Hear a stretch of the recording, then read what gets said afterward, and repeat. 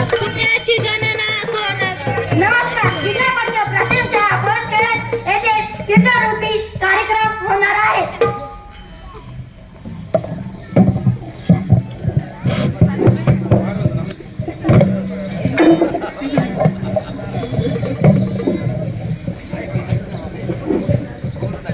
या ठिकाणी आपल्या समोर हरिभक्तपरायण चैतन्य महाराज लहरे आपलं हरिकीर्तन या ठिकाणी सादर करत आहे.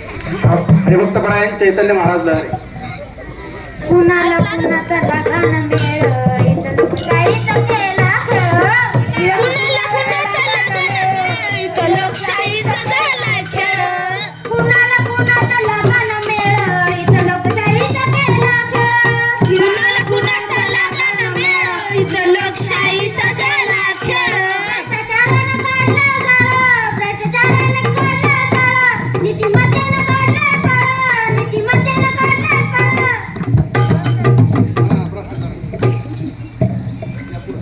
इथं लोकशाहीचं केलंय खेळ, इथं लोकशाहीचं केला खेळ.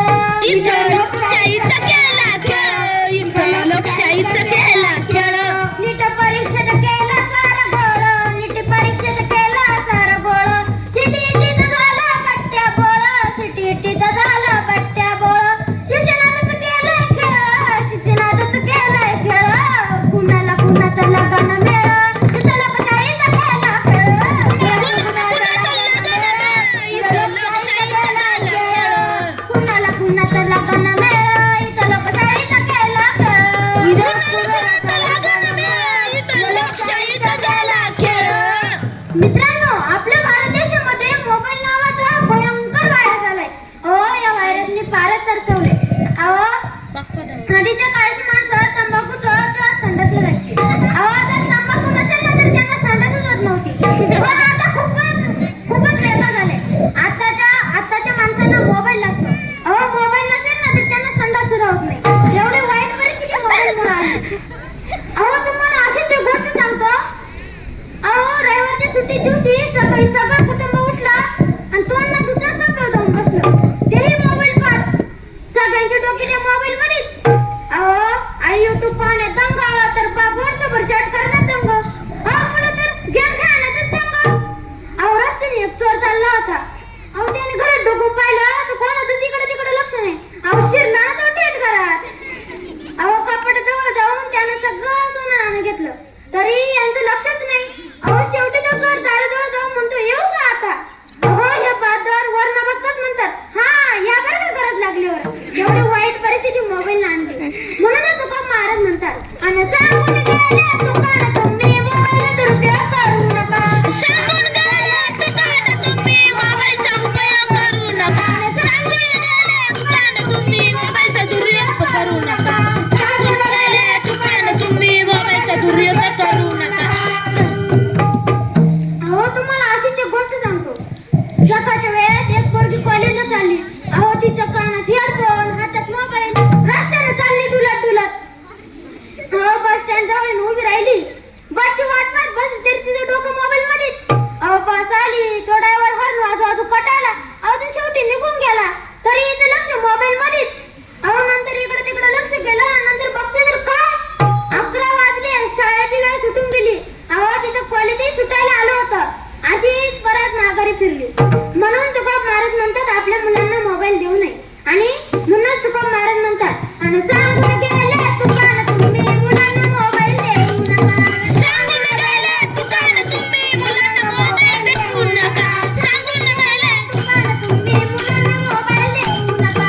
सांगून गेले तुकानं तुम्ही मुलांना मोबाईल देऊ नका. आपल्या भारत देशात भ्रष्टाचार इतका वाढलाय. सुईचं सरकारी कार्यालयात जायचं म्हटलं तर भ्रष्टाचार. मतदान जवळ आलं की लोक पैसे घेतात, मग मतदान करतात. पण ते फुकटचं मतदान कशाला? पैसे घेऊन मतदान करतात. मग आपण रस्त्याला चालायला गेलो तर खड्ड्यात रस्ते की रस्त्यात खड्डा हेच कळत नाही. की मला हेच कळत नाही, मी नको रस्त्यावर चाललोय की चंद्र उड्या मारत चाललोय. एवढी वाईट परिस्थिती रस्त्यांवर आली. तर दुसऱ्या घर बांधला तर दुसऱ्या दिवशी ते बदा खालून गळत. मोठे बिल्डिंग बांधले तर दुसऱ्या दिवशी पत्त्यासारखे खाली कोसळा द्या. पण कोण जाणार त्यांना विचारायला की तुम्ही आमच्यासाठी काय केलं? मतदानाच्या वेळी आपण पैसे घेतो आणि मग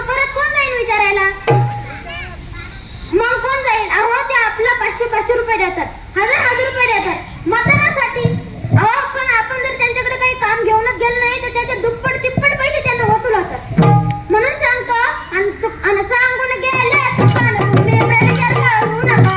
सांगून गेले दुकान तुम्ही भ्रष्टाचार करू नका. सांगून गेले दुकान तुम्ही भ्रष्टाचार करू नका. सांगून गेले दुकान तुम्ही भ्रष्टाचार करू नका. अहो आपल्या भारत देशात पर्यावरण संतुलन तर खूपच बिघडले. अहो माणसं मोठी मोठी डोंगर पकडून तिथे नवीन वसाहत निर्माण केली, नवं गाव उभारलं. अहो मग आठवत असेल ना ती माळिंगावची घटना, एका क्षणात ते सगळं गाव उद्ध्वस्त झालं. अहो पण जर माळिंगाव तिथे वसायला गेलं नसतं डोंगराच्या काठी ते डोंगर कोसळून ते एवढं गाव उद्ध्वस्त झालं नसतं. अहो मग आणखी एक घटना आठवत असेल तो मुंबईचा तो महापूर. अहो एका क्षणार्धात सगळं शहर उद्ध्वस्त केलं. अहो तिथे जर वृक्षतोड वाढली नसती, प्रदूषण वाढले नसते, गाड्यांचा धूर वाढला नसता तर तिथे महापूर झाला नसता. अहो तुम्हाला काय सांगू, अहो उन्हाळ्यात पावसाळा तर पावसाळ्यात हिवाळा आणि हिवाळ्यात कडकच ऊन पडतंय. अख्खं ऋतुचक्रच बिघडले, सगळं उलट पालट झालंय. पुन्हा तुका महाराज म्हणतात आणि सांगून गेले दुकान तुम्ही भ्रष्टाचार करू नका. सांगून गेले दुकान तुम्ही भ्रष्टाचार करू नका. सांगून गेले दुकान तुम्ही भ्रष्टाचार करू नका. सांगून गेले दुकान तुम्ही भ्रष्टाचार करू नका. अहो आपल्या भारत देशात स्त्री पुरुष संबंध फक्त नावालाच राहिले आहेत. अहो आई बाप देवाला नवस मागतात काय तर म्हणे मला मुलगाच पाहिजे. अहो देवाला तर मोठी मोठी बोकडे कापतात, कशासाठी? मुलगाच पाहिजे. देवाला साखर घालतात, कशासाठी? मुलगाच पाहिजे. अहो जर सगळ्यांनी जर अशीच मुलं मागितली खरोखर सगळ्यांना मुलंच झाली तर मोठे होऊन तुमच्या शेंडे पाहणं मुलगी तरी कोण देईल? नवस केले देवाकडे सोडण्यान राहत का त्यांना? मग नवस केले देवाकडे सोडण्यान राहत का? अहो तुम्ही येथे बसलेले आहेत, तुमच्यापैकी सांगा कोण कोण आपल्या आई बाबाची काळजी कोण कोण आपली मुलं आपली नीट काळजी घेतात का? सांगा तरी.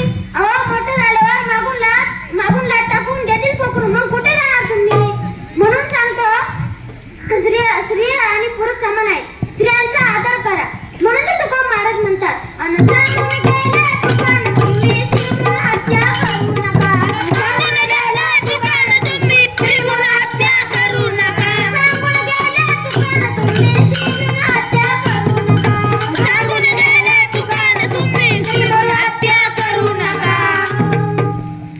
दुनियेच्या जगात नीट राहू सारे, दुनियेच्या जगात नीट राहू सारे. आचार विचार तुका ठेवू सारे, आचार विचार तुका ठेवू सारे, आचार विचार तुका ठेवू सारे. भ्रष्ट विचारांना दूर ठेवू सारे, भ्रष्ट विचारांना दूर ठेवू सारे. देशाभिमान अंतःकरणाने जपूया सारे, देशाभिमान अंतःकरणाने जपूया सारे.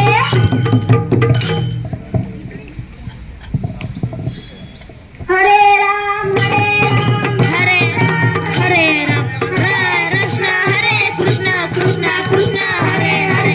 हरे राम राम हरे हरे.